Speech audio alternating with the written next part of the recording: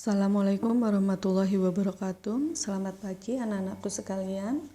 Oke, pembahasan kita hari ini di semester 2 yaitu tentang manusia purba di Indonesia dan di dunia. Tentunya untuk materi manusia purba di Indonesia, kalian sudah diberikan penjelasan pada sejarah Indonesia di semester 1. Oke, Bu Vina akan mulai materi kita hari ini tentang manusia purba di dunia dan di Indonesia. Untuk di Indonesia sendiri, jenis manusia purba terbagi menjadi 3. Ada Meganthropus, ada Pithecanthropus, ada Homo. Dikatakan Meganthropus, jenisnya yaitu Meganthropus paleojavanicus, manusia purba terbesar di Pulau Jawa. Yang kedua ada Pithecanthropus, terbagi menjadi 3 macam, Pithecanthropus robustus, Mojokertensis, dan Pithecanthropus erectus. Untuk Pithecanthropus erectus di sini merupakan jenis manusia purba yang berbadan tegap. Homo di sini ada 2, Homo solensis dan Homo mojokertensis. Homo solensis dan Homo mojokertensis merupakan homo yang sudah mendekati seperti manusia modern karena dilihat dari pola kehidupan dan volume otak yang dimilikinya. Oke, next, lanjutnya. Ini adalah gambar daripada jenis Pithecanthropus erectus, kalian bisa amati. Dan ini ada di Museum Sangiran. Ini adalah gambar dari Meganthropus. Nah, di slide berikutnya di sini yaitu tentang penemuan seorang arkeolog, ahli sejarah yang menemukan berbagai macam fosil yang ada di Indonesia atau di belahan dunia. Biasanya ini berupa kerangka atau alat-alat yang digunakan oleh manusia purba pada saat itu. Nah, untuk peta penemuan manusia purba terbagi menjadi 3 daerah yang ada di Pulau Jawa yang paling banyak ditemukan, yaitu di Sangiran, Wajak, dan Mojokerto. Bagaimana penyebaran manusia purba di Indonesia terjadi menjadi 2 gelombang. Gelombang yang pertama pada tahun 200 sebelum Masehi, biasanya dikenal dengan bangsa Proto-Melayu. Gelombang yang kedua pada tahun 500 sebelum Masehi, biasanya dikenal dengan Deutero-Melayu. Nah, untuk gelombang pertama di sini dikenal sebagai bangsa Proto-Melayu karena membawa kebudayaan Neolitikum yang datang melalui 2 jalur, yaitu jalur barat dan jalur timur. Kalian bisa cermati gambar tersebut. Untuk gelombang kedua biasanya dikenal dengan kebudayaan Dongsong atau mereka membawa kebudayaan perunggu atau semua peralatan yang digunakan pada masa Deutero-Melayu ini terbuat dari perunggu. Nah, ini merupakan rumpun bangsa Austronesia. Oke, next itu adalah jenis-jenis manusia purba dan pola penyebaran manusia purba di Indonesia.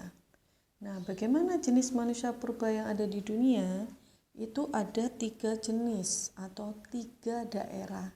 Ada di Cina, ada di Afrika, dan ada di Eropa. Untuk jenis-jenisnya ini tergantung dari tempat yang ditemukan. Contohnya di Cina, ada jenis Homo pekinensis. Nah, di sini ditemukan di daerah Peking. Kenapa? Karena kerangkanya menyerupai Pithecanthropus erectus. Sehingga para ahli menyebutnya yaitu Pithecanthropus pekinensis atau Sinanthropus pekinensis. Yang kedua ada manusia purba di Afrika. Biasanya disebut dengan Homo africanus yang ditemukan oleh seorang ahli sejarah namanya Raymond Dart. Setelah itu direkonstruksi sehingga fosil ini mirip dengan kerangka Australopithecus africanus yang merupakan penduduk asli Australia atau mirip seperti penduduk asli Australia, yaitu Aborigin. Nah, di tempat yang sama, Robert Brown itu menemukan sebuah fosil tengkorak orang dewasa Nah, untuk yang ketiga di sini ini ada jenis manusia purba yang ditemukan di Eropa yang disebut dengan Homo neanderthalensis yang ditemukan oleh Ludwig Virchow di lembah Nether. Nah, untuk manusia purba di sini menyerupai manusia purba jenis Paranthropus robustus dan Paranthropus travalensis. Tidak itu juga di Amerika Selatan juga ditemukan sebuah manusia purba yang disebut dengan Australopithecus dan Homo cro-magnon. Nah, itu semua adalah jenis-jenis manusia purba yang ada di dunia. Bagaimana perbedaan jenis manusia purba Pithecanthropus dan Homo soloensis? Itu tergantung dari tengkoraknya, ukurannya berapa, tulang keningnya, tulang rahang bawah, tingginya bagaimana, dan berat badan. Kalian bisa cermati gambar tersebut. Untuk penemuan manusia modern atau manusia purba modern itu diidentifikasikan dari spesiesnya dan dari volume otak yang mereka miliki. Juga pola kehidupannya, apakah menyerupai manusia pada saat ini. Nah, berikut adalah jenis-jenis manusia purba Homo sapiens yang ditemukan di beberapa tempat di dunia. Bagaimana tentang ras atau kelompok masyarakat terbesar di dunia? Itu ada ras Australoid yang ada di pedalaman Australia, ada ras Mongoloid yang tersebar di seluruh dunia, ada ras Kaukasoid yang tersebar di Eropa, Afrika, Amerika, Australia, dan Asia Barat Daya, ada ras Negroid yang tersebar di Afrika. Nah, Indonesia termasuk dalam ras Mongoloid. Oke, di slide ini kalian bisa cermati, ini adalah sebuah ilustrasi gambar yang mengarah pada bagaimana manusia purba mencari hewan untuk berburu, untuk dijadikan sebagai pegangan kehidupan mereka. Nah, di situ terlihat berkelompok ya.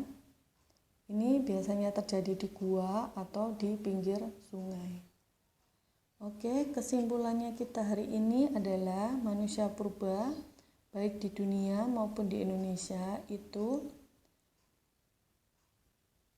terbentang dari belahan bumi manapun.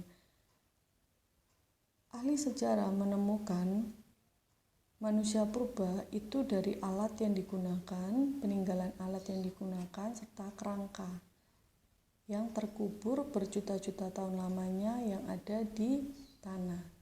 Kalau jenis manusia purba di Indonesia ada 3 jenis, Meganthropus, Pithecanthropus, sama Homo. Nah, untuk nama-nama sendiri itu tergantung dari daerahnya. Di Indonesia ada 3 penemuan manusia purba yang ada dan terbesar hanya di Pulau Jawa, yaitu di Sangirang, Trinil, dan Mojokerto. Nah,